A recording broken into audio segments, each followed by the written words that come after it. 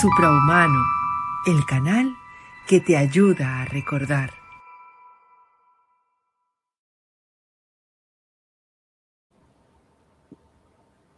Hola a todos y bienvenidos a otro episodio de Haciendo Visible lo Invisible, donde intentamos pues poner cara, poner forma, poner lo que es tocable y lo que es visible a muchas de las cosas que no lo son y que en el fondo pues son lo más importante y son lo más potente y que realmente las tenemos olvidadas. Y hoy pues tenemos aquí a Cristina y a Gerson.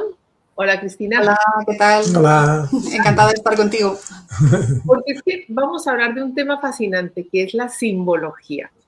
La simbología como puerta, como esa puerta olvidada, como esa parte que hemos olvidado, pero que es tan importante para poder llegar al inconsciente, al subconsciente, a la parte sutil y a esa parte que es tan importante en nosotros y con la que tenemos que conectar. Entonces, Cristina, cuéntanos, cuando hablamos de símbolos, ¿qué significa para ti un símbolo? ¿Qué es? Pues el símbolo para mí es una realidad viva, es un puente entre el mundo visible y lo invisible, como tú has comentado. En la parte visible estaría la conciencia y en la parte invisible estaría el inconsciente, que también está a través de los recuerdos, de las emociones, de los sueños. Y el símbolo trasciende ambos espacios.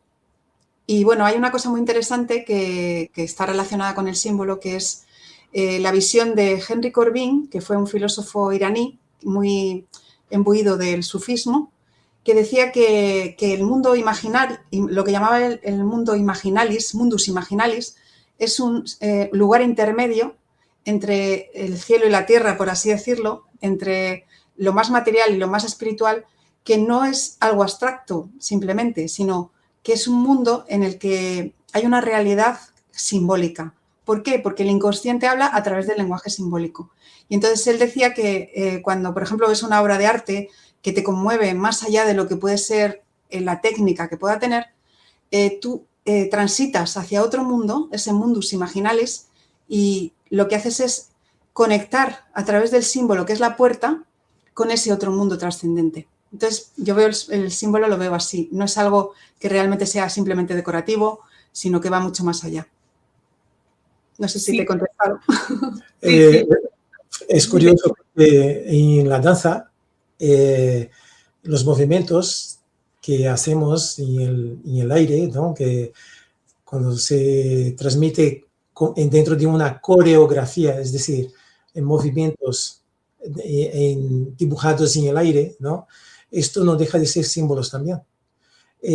Por lo tanto, en muchas danzas como los derviches, como la danza hindú, utiliza elementos como los mudras, ¿no? En este caso la danza de la India, utiliza elementos que simbolizan, los movimientos simbolizan un determinado significado. Y claro, ese significado trasciende no solamente el cuerpo, pero también el espíritu y el alma. Sí, porque tú trabajas también los símbolos por medio del movimiento, ¿no? Uh-huh. Esto puede parecer imposible, porque siempre que vemos símbolos o oímos de símbolos pensamos en una imagen, pero tú lo trasladas a la parte del movimiento. Exacto. Hay una imagen, me parece que es de Miguel Ángel del Hombre, que está dentro de un círculo, y ahí se ve perfectamente las líneas que dibujamos nosotros con los brazos, con las piernas, con el cuerpo en general, dentro del espacio. Me parece que este dibujo simboliza mucho lo que es el movimiento, la danza dentro del ser humano. Sí, precisamente es el logo del canal. Porque sí, es todo, estamos hablando de lo sutil, estamos hablando de lo que los ojos físicos no pueden ver. Y esto es fantástico, ¿no? Poder entender que cualquier movimiento, cualquier pequeña pensamiento, idea, color, textura, imagen, pueden abrir una puerta fascinante y nos pueden llevar a un mundo espectacular. Cristina, yo quería hacerte otra pregunta, porque entre las sincronicidades de las que tú hablas, también están los arquetipos. ¿Qué relación tienen los arquetipos con esa simbología y con la vida cotidiana? ¿Y por qué deberían interesarnos? Bueno, los arquetipos nos deben de interesar porque vivimos con ellos y respiramos con ellos. Somos los mismos arquetipos, somos nosotros. Somos símbolos andantes, porque realmente los arquetipos funcionan a lo largo de la historia, siguen funcionando. Todos los mitos, los grandes mitos que hay, los cuentos infantiles, todos tienen una raíz arquetípica muy importante, una simbólica que nos ayuda a entender el mundo y a entendernos a nosotros mismos también. Porque, por ejemplo, en el caso de las diosas, el sagrado femenino, que hablábamos tú y yo muchas veces, hay una serie de arquetipos de diosas que siguen respirando hoy en día, ¿no? Están en la vida cotidiana, en cada paso que damos, y son símbolos importantes para podernos manejar en la vida, porque, por ejemplo, en la psicología, pues es muy importante, son importantes los arquetipos para entender dinámicas y patrones que sería bueno, sobre todo, hacerlos conscientes para luego revisarlos y poderlos modificar de alguna manera. Y cuando hablabas antes de las sincronicidades son realmente símbolos que irrumpen en nuestra experiencia y que para Carl Jung estaban dentro de la psicología, pero hay otros estudiosos que lo hablan como una conexión con algo más trascendente, con lo que tú decías de lo invisible, lo sutil. O sea que, bueno, yo creo que es muy importante el tema arquetípico, el tema sincronicidad y los mensajes que nos transmite el inconsciente también a través de eso. Ya, y cómo no, a sacar el tema del sagrado femenino. El sagrado femenino, sí, para mí está ahí presente. Pero a ver, dinos, ¿qué entiendes tú por esto del sagrado femenino? ¿Y por qué que es un tema tan importante en este momento?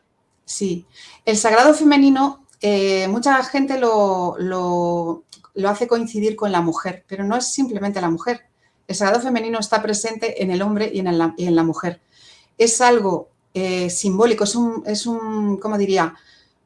Un fondo simbólico o un prototipo, no diría prototipo, pero sí como una línea simbólica muy importante, como una conexión simbólica dentro del ser humano que tiene que estar presente y que desgraciadamente la historia lo ha borrado.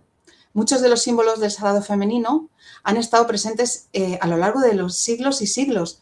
Hay una mujer que se llama, bueno, ya ha muerto, que era antropóloga lituanesa, Marija Gimbutas, que descubrió a lo largo del Mediterráneo, con su labor de arqueología, descubrió una serie de figurillas que representaban, según ella, la diosas de la fertilidad, aunque eso se ha silenciado y se ha puesto que en los grandes catedráticos han dicho que realmente no eran estatuillas que fueran divinas, sino que representaban esvotos como un poco para llevarlo a los templos y demás. Y a mí me parece importante ese punto porque realmente es como que la fertilidad, que ha sido lo primero que el ser humano se ha encontrado en los primeros tiempos, debía de dar a ver que realmente era muy importante el tema de la maternidad y era un misterio, un secreto. Y todo eso se ha divinizado también. Es parte de ese sagrado femenino que a lo largo de la historia ha sido mantenido en la sombra. Hay un montón de símbolos que lo representan, como es la espiral, por ejemplo, que la espiral representa el nacimiento, la vida, la muerte y también la regeneración, y que está muy presente en la naturaleza. La naturaleza también es la madre tierra, la Pachamama, que hablan muchos pueblos andinos. Por otro lado, también el árbol, que también simboliza la conexión con la naturaleza, esas raíces que conectan con la tierra y el cielo, y que en muchos de esos árboles y en cuevas aparecían también figuras de vírgenes negras, que las vírgenes negras han representado, bueno, es que sería ya meternos en un tema muy, muy profundo, pero a mí me fascina todo eso porque los templarios, que eran los que supuestamente encontraban esas estatuillas, estaban venerando a la madre tierra, a la fertilidad de la tierra, a la madre tierra, y también a su vez a una diosa muy principal que ha sido muy importante a lo largo de la historia, que ha sido la diosa Isis, que para mí es una de las diosas más importantes y más... Yo siempre llevo un collar con Isis porque me parece que representa muy bien el sagrado femenino. Y creo que es importante que en estos tiempos haya una conexión y un reconocimiento de ese sagrado femenino olvidado y silenciado para que hombres y mujeres recuperemos una buena parte de lo que hemos perdido. Y creo que eso es importantísimo ahora mismo. Es lo más relevante, es una de las claves para poder hacer que este mundo realmente vuelva, o sea, deje el caos para volver a su esencia principal, que es la de comunión del masculino y el femenino, y no esas divisiones a las que estamos tan acostumbrados últimamente. Sí, es como reconducir, ¿no? Lo que realmente es esa parte femenina, esa parte masculina, para poder integrarla, porque todos tenemos parte femenina y parte masculina, ¿no? Efectivamente, es una integración que además está presente en hombres y mujeres, y el daño que se le ha hecho a la mujer y al hombre es el mismo, porque se ha quitado una parte de su esencia, y es lo que hay que recuperar. Claro. Y Gerson, y en la parte del movimiento, en la parte de la geometría, ¿cómo se puede ver este sagrado femenino? Lo que acaba de decir Cristina es súper importante. El movimiento en realidad no tiene una sexualidad, no es ni hombre ni mujer. Es el movimiento, tiene su propia energía, su propio poder de comunicación, tanto externa hacia afuera como comunicación hacia adentro. Y ese equilibrio encontramos exactamente en estas dos partes, en lo femenino y en lo masculino. Es sobre todo en el movimiento donde encontramos un mayor equilibrio entre esas dos partes. Antes en la iglesia, por ejemplo, en la iglesia católica, utilizaban el movimiento de genuflexión, ¿no? De flexionar las piernas para hacer como una reverencia o lo que sea hacia esta imagen que tenemos, y eso ha ido transformando de tal manera que hoy en día se ha ampliado de tal manera que todos los movimientos que hacemos vienen integrados dentro de este símbolo, de esta energía, tanto masculina como femenina. No sé si me he explicado. Sí, es que es fantástico. Volvemos a lo mismo, ¿no? Las cosas sutiles son súper, súper potentes. Y por eso también quería preguntarte una cosa, porque tú hablas mucho, Cristina, de que los símbolos no solamente se interpretan, sino que también transforman. ¿Qué ocurre cuando una persona deja de analizar? O sea, ¿cuál es la diferencia entre analizar un símbolo y realmente empezar a vivir ese símbolo? Yo creo que, en mi opinión, yo creo que hay que creer en la magia. Y te digo por qué.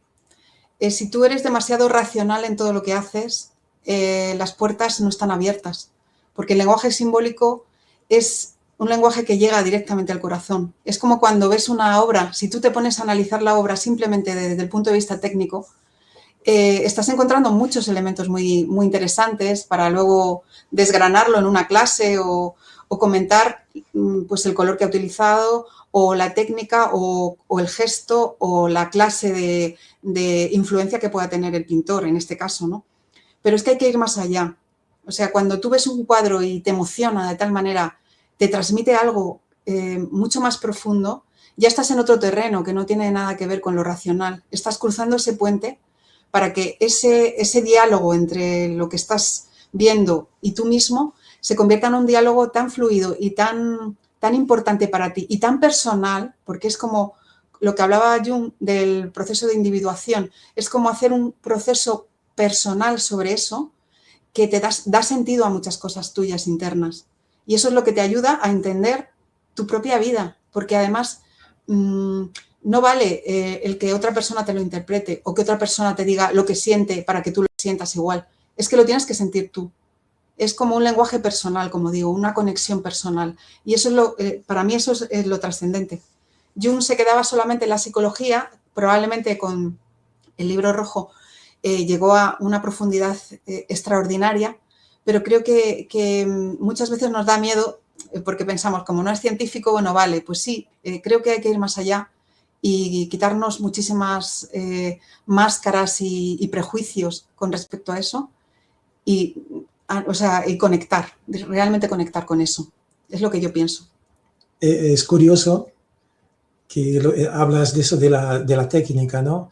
Eso pasa mucho en lo que es dentro de la danza, ese primer paso de poder desarrollar a través de la técnica.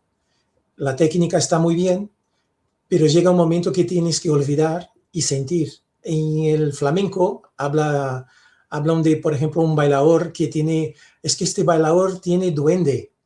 Es que, claro, ha superado la técnica y transmite esa energía que está dentro de él y que sale hacia él. Y que de alguna manera, a través de esta energía que sale, le vuelve y le alimenta.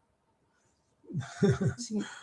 Claro, es que has entrado en otro tema también, lo que es el arte, la interpretación y la técnica puede ser muy buena, pero también te puede castrar completamente si estás simplemente enfocado en ella. Y volvemos otra vez a esta parte sutil, a esa parte invisible, que es la que atrapa, que es la que coge, que es la que agarra, que es la que lleva a ese otro mundo, a esa otra sensación, a ese otro sentimiento, a esa emoción que muchas veces no se sabe de dónde viene, pero que es súper potente. Sí, es fantástico. Mira, también quería que me hablaras de Garnier, ¿vale? Y su teoría del desdoblamiento del tiempo, porque ahí... Sí. Bueno, en realidad es algo que yo he pensado que podía tener conexión. No hay una conexión como tal que yo haya visto en ningún sitio, escrita me refiero desde un punto de vista científico, pero lo que sí yo veo es que como el lenguaje simbólico es el lenguaje que utiliza el inconsciente, Jean-Pierre Mallet, que habla del doble cuántico, realmente está conectando con el inconsciente. Entonces, creo que es muy interesante la técnica que él propone, que es, bueno, pues antes de dormir, un vaso de agua y a lo mejor hablarle a ese doble cuántico, que tiene una velocidad mayor a lo que es la materia. Entonces, a través de muchas idas y venidas, a través de las posibles líneas de tiempo, trae una información la mejor que tú necesitas para hacer alguna cosa. Y eso está bastante hablado en científicos y sabios de la antigüedad que dicen que han recibido a través de un sueño pues una solución para, por ejemplo, Newton creo que era uno de ellos. Hay otros muchos también científicos e inventores que dicen que han recibido esa información a través de, pues eso, al despertar, en duermevela. Y me parece que es también muy simbólico y muy interesante ese punto de vista y hacer ese recorrido, ese doble cuántico, hacer ese recorrido, ver todas las posibilidades y traerte la que mejor encaja con la solución que tú necesitas. Entonces, me parece que es también una puerta simbólica muy interesante. Yo por lo menos lo veo así. A lo mejor habrá gente que no lo vea, pero yo sí que lo veo así. Y el arte, sí, porque tú hablas los sueños, es también una forma de entrar en ese mundo que hablaba Corbin, ¿no? Totalmente, sí.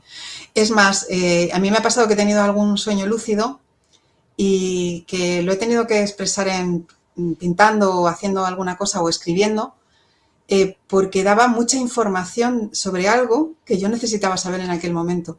Por lo tanto, es que me parece que a nivel evolutivo el símbolo es la herramienta que necesitamos para entender nuestro mundo y entender también cómo transitarlo.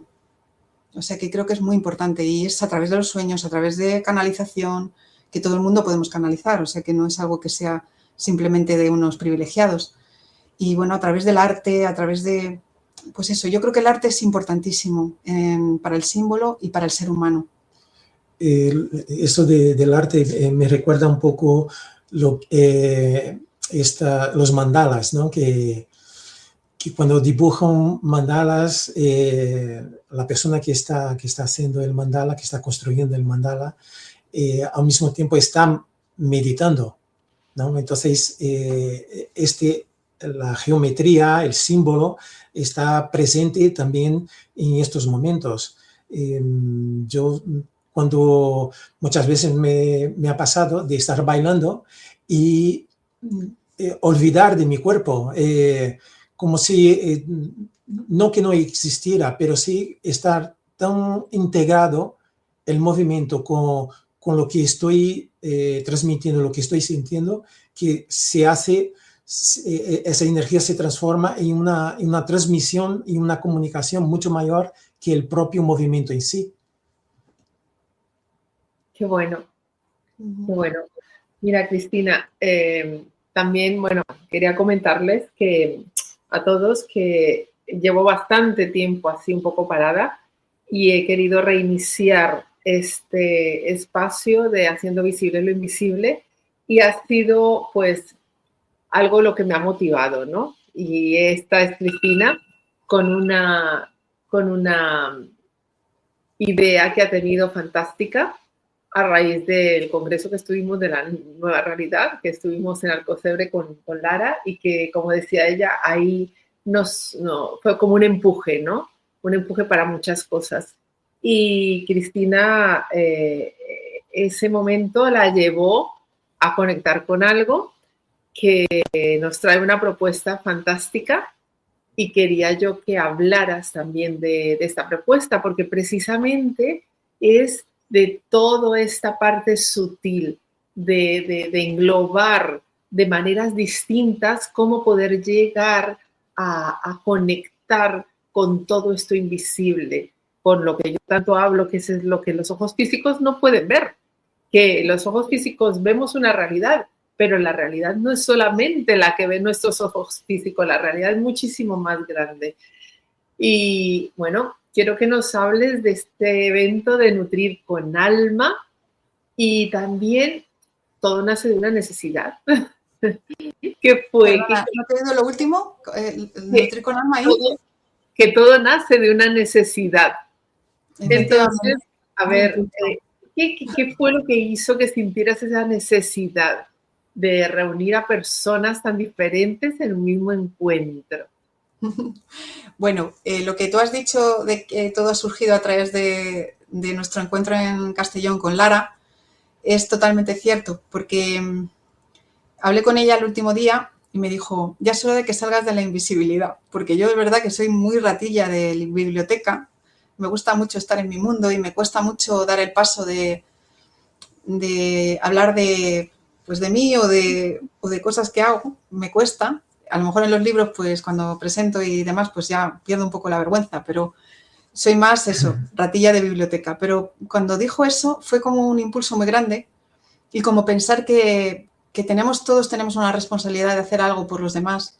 Y creo que la idea vino, esta idea de hacer un encuentro, de nutrir con alma, de otra manera. ¿Cómo? Es lo que quiero explicar. Pues en el rural, más profundo, que va a ser en Galicia, muy cerca de donde nosotros tenemos nuestra casa, que nos han cedido una escuela para poderlo hacer, una escuela que ya no funciona como tal, pero bueno, que nos han dejado los espacios para poderlo hacer, que vamos a estar todos juntos, que lo bonito del encuentro es que es un encuentro vivencial, que es igual que lo que pasó en Castellón, que nos sentimos todos juntos y arropados, que vas a estar tú, Claudia, con el sonido, con la voz, que es maravillosa, que va a estar una persona también con el Feng Shui explicándonos cómo las casas son nuestro espejo, otra persona también que hablará de cábala y astrología y que nos hablará de este 2026 como un año muy relevante, muy importante, otra persona que hace espagiria, que es Julia, bueno, las otras dos son Beatriz y Pilar. Julia nos va a enseñar también todo el tema de las plantas, de las esencias y cómo nos puede ayudar en nuestro día a día.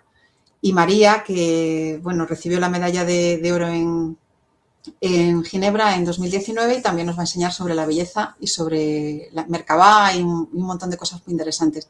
Y Gerson con la danza Nosotros también. Nosotros con la simbología y la danza. Y van a ser 7 miradas, 7 llaves que abrirán una puerta muy simbólica que es hacia el alma, que es lo que queremos transmitir. Lo bonito de todo esto es que nos hemos ido juntando de una manera mágica, de una manera muy fluida, y al intentar ver un poco el hilo conductor de todo, me he dado cuenta de que realmente es un camino iniciático, en realidad. O sea, pasamos de la materia al espíritu, porque la materia y el espíritu forman parte de ese camino. Y es lo bonito de todo, ¿no? Poderlo transmitir y poderlo compartir con las personas que vengan. O sea, que eso es un poco la idea. No sé si me he explicado o quieres preguntar alguna cosa más. Y bueno, No, es que es precisamente todo lo que muchos hemos sentido cuando hemos estado allí, precisamente en este congreso, y cada uno pues lo está llevando de una manera, ¿no? Yo creo que hay algo en lo que muchos hemos coincidido, y es que, a ver, vivimos en un momento donde muchas personas sienten que algo está cambiando. Muchos saben que está pasando algo, y realmente hay muchas cosas que están pasando y que son difíciles de sostener. Y vemos que muchas veces no hay herramientas suficientes para poder sostener todas estas cosas que están pasando, ¿no? Y claro, encuentros como este me parece que son importantes para volver a reconectar, para volver a encontrarnos y para tener muchas herramientas para poder transitar este año 2026, que como decías tú, Pilar, nos va a decir y nos va a enseñar y nos va a mostrar cómo y por qué es tan importante en todo este proceso. Efectivamente, así es. Sí, sí. Además es que en el caso de los símbolos no solamente nos hablan del mundo, nos hablan de nosotros y dar herramientas como simbólicas que todas vosotras vais a aportar las herramientas y todos vamos a aportar herramientas simbólicas, nos descubre la forma de transitar ese camino de forma mucho más consciente. Entonces es muy importante, yo creo que es el momento. Es que es el momento. Poniendo en práctica. Esto sí, es lo que... haciéndolo desde la práctica. Y ahí entro yo con el tema también del movimiento, haciendo con que la gente despierte este niño interior, haciendo con que este lado femenino también despierte y sobre todo hacer que el cuerpo se suelte, se libere de todas estas energías que de alguna manera nos van atacando de todos los lados y que necesitamos esta fortaleza, este eje interior para poder ganar en fuerza y poder transmitir esta energía que tanto queremos, que es la alegría, el amor, la comprensión. El juego. El juego, efectivamente. Jugar, vamos a jugar. Vamos a jugar. Vamos a practicar. Va a ser muy práctico, dentro de que también habrá cosas interesantes. Es fantástica esta propuesta. Y de repente, pues seguramente alguien estará pensando, pues me encantaría poder tener esta experiencia. Y hay unas personas que necesitan más tiempo, dudan más, otras que no entienden esto de qué puede ir. Para estas personas que igual no entienden todavía cuál es la importancia, ¿qué les dirías? ¿Qué crees que pueden experimentar que no pueden obtener leyendo un libro? ¿Cuál es la diferencia entre saber y experienciar algo? ¿Y qué experiencias pueden llegar a encontrar? Yo creo que es importante experimentar, como tú has dicho. Y la experiencia es lo que hace que las cosas se nos queden realmente prendidas del alma. Que no sea algo como un vaso de agua que bebes y luego ya lo eliminas, sino que es algo que luego reside en ti, habita en ti y lo respiras. Y por eso es tan importante que este encuentro sea un encuentro vivencial, que va a serlo, que va a ser para compartir, pues desde el agua que cojamos de manantiales que son cercanos, que no va a ser un agua embotellada, sino que va a ser agua de allí, hasta las plantas que vamos a utilizar para hacer nuestro té, hasta el acogimiento que damos a la gente cuando entra para empezar el encuentro. Y todas las personas que lo formamos, que lo que vamos a dar es lo mejor de nosotros, para que nuestra propia experiencia también sirva como un ejemplo para los demás y que podamos entre todos también retroalimentar eso, porque no se trata solo de que nosotros soltemos nuestro speech y hagamos una experiencia y ya está, sino que sea una retroalimentación constante entre las personas y nosotros. Y yo creo que además no solo es el momento, sino que, bueno, pues yo creo que tiene que llegar a quien tiene que llegar. O sea, no, las personas que lo sientan así serán las que vendrán. Yo creo que es lo bonito de la magia de la vida y de los caminos que recorremos, que al final los que vienen son los que tienen que venir, porque lo necesitan, porque es el momento. Y bueno, decir que hay un aforo limitado de momento, pero que lo vamos, o sea, que lo podemos repetir en caso de que haya listas de espera o lo que sea. O sea, que vamos a estar abiertos a que lo pueda hacer la gente que lo necesite hacer. Y sobre todo a vivir una experiencia en un lugar que no es el convencional, no es pues un hotel o algo más normal, sino que va a ser en una Galicia más profunda, más sencilla, más normal, que no hace falta... Con mucho verde a todos los lados. Con mucho verde, muchas cosas que visitar, porque también se hará una visita en una de las tardes a un lugar que nos encanta, que es Allariz, que está ahí en Orense, y que tenemos ahí una cena especial. Y bueno, vamos a hacer cosas muy lúdicas, pero también muy profundas. Y creo que lo importante es que es una experiencia vivencial y hay que vivirlo, hay que sentirlo, más allá de lo que cada uno pueda luego sacar en claro. Sí, claro, algo del sitio, pero cuéntanos exactamente dónde y cuándo. Bueno, va a ser el 2, 3 y 4 de octubre y bueno, va a ser desde el viernes más o menos a las 6 de la tarde, creo que recordar, hasta el domingo a mediodía. Y bueno, hay una agenda que mandaremos un poquito más adelante, pero ahora ya sí que tienes tú un cartel que lo puedes colgar para que quien quiera más información, hay una persona que es Pilar Antón, que es la que se va a encargar un poco de hablar con la gente y recopilar pues todos los datos de lo que cada uno necesita y demás. Porque bueno, también está el alojamiento, que también tenemos varios alojamientos que puede quedarse la gente y que están en el mismo pueblo o muy cerquita. O sea que, bueno, todos los detalles se puede hablar con Pilar y ella pues es la que se encarga un poco de todo eso. La que nos está ayudando, que es otra de las llaves importantes de todo esto. Me gustaría solamente que nos dieras un pequeño adelanto, no demasiado. ¿Adelanto de nuestra parte o de la parte de simbología? Solamente que me digas algo sobre zapatos rojos. Ah, zapatos rojos. Bueno, el encuentro que yo he elegido, que he querido empezar, se basa en el cuento de Andersen de los zapatos rojos, pero también en el Mago de Oz, porque hay una simbólica tan preciosa dentro que no os quiero desvelar, pero os diré que ese símbolo me ha ido persiguiendo durante toda mi vida o casi toda mi vida, porque a mí siempre me ha encantado la película del Mago de Oz, por ejemplo, El Camino Amarillo. Y bueno, voy a contar una anécdota, no voy a contar lo de la simbólica porque eso tiene que ser para el encuentro, pero para que entendáis lo importante que es este símbolo. Yo en 2017 más o menos, me despidieron del trabajo, tuve muchos frentes abiertos en ese momento y yo estaba dedicada también a escribir bastante pues, mis guiones, mis novelas. Y estaba escribiendo un guión que ya lo terminé en aquel momento, que se basaba, también tenía como eje principal el camino de baldosas amarillas y los zapatos rojos de Dorothy. Y bueno, yo estaba bastante hundida, no sabía muy bien qué hacer. Yo siempre iba al trabajo por un camino que había de la calle hasta el metro, para poder coger el metro y luego desplazarme o lo que sea. Y cuando estaba viviendo ese momento tan complicado, de repente levantaron la calle completa, completa no, pero una parte bastante grande de la calle que yo transitaba. La acera. La acera. Y en lugar de poner baldosas normales, las pusieron amarillas. Y a mí me pareció tan simbólico, tan increíble. A mí en aquel momento ese símbolo me habló, me dijo, hay más camino, esto no se termina aquí, tienes que seguir transitando este camino. En ese camino han pasado cosas increíbles, que ya comentaré cuando nos veamos.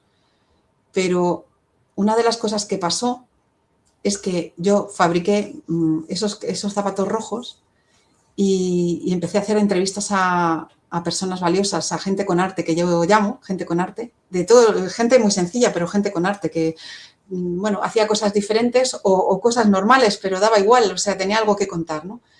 y se ponía esos zapatos y le hacíamos la foto en ese camino amarillo de baldosas. Y bueno, fue durante un tiempo bastante grande que hice entrevistas y que fue increíble porque aprendí tanto de las personas y me encantó. Fue una experiencia muy bonita. Y entonces he decidido que esa primera vez va a ser con los zapatos rojos. Luego puede haber otros muchos símbolos que se pueden analizar, pero ese en concreto, tanto del libro de Andersen como del Mago de Oz, tiene una cantidad simbólica de cosas y de patrones que realmente es bueno saberlos.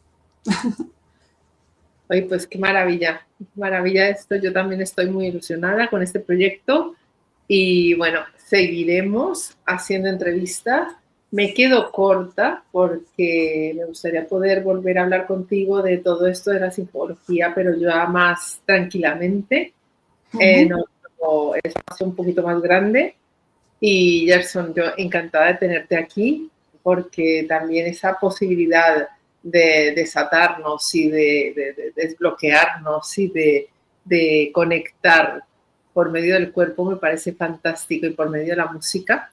Como decía Cristina, también la música tendrá una parte muy importante porque es otra manera de conectar con nosotros mismos, de conectar con el todo, utilizando nuestro propio cuerpo y nuestra propia voz, que es espectacular. Entonces, bueno, muchísimas gracias. Les invito a todos. Gracias a ti. Gracias a ti. Investigar un poquito más porque seguramente aparecerán más cosas sobre este encuentro y estaremos dando más información poco a poco. Y muchísimas gracias a los dos por estar aquí, por compartir Un beso.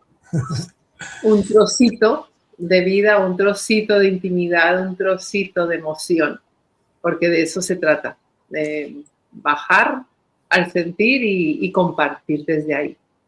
Pues nada, muchísimas gracias, Claudia, y es un lujo tenerte porque tienes una voz maravillosa y va a ser, bueno, eso sí que es una simbología, llevarnos hacia ese mundo imaginalis que hemos hablado con tu voz. Es maravilloso. Y por cierto, tenemos que intentar hacer nosotros algo. Tú cantando y yo bailando. Claro. Eso, oye, eso bueno, me encantaría. Nos ponemos a ello ya. Claro que sí. Bueno, pues muchísimas gracias y nos vemos en el próximo. Muchas gracias, Claudia. Un beso. Un beso. Chao, chao. Chao.